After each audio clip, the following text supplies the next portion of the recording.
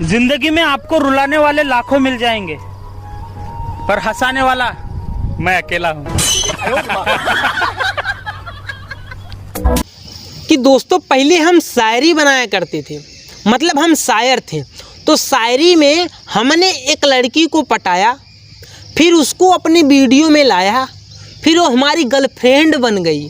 दोस्तों गर्लफ्रेंड बनने के बाद उसके इतने झमेले, बाबू सोना जादू टोना, आज हमें यहाँ घुमा दो, आज हमें यहाँ खिला दो, आज हमें यहाँ दिखा दो। दोस्तों इतना हमको टॉर्चर की कि साला हम प्लस में थे फिर माइनस में चल गए। दोस्तों पहले शायरी में लोगों को बताना पड़ता था, आज उन्हें गाने में बताना पड़ रहा है।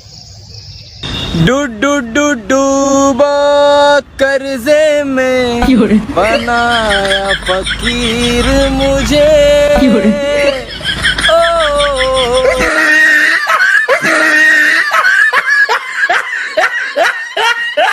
दोस्तों कुछ दिनों बाद हमने फिर एक लड़की को नंबर दिया, और नंबर देने के बाद दोस्तों नतीजा कुछ इस तरह आ रहा है, आप गाने में सुनिए। लड़कियों ने जिंदगी भर गम दिए, जितने भी नंबर दिए सब बंद दिए।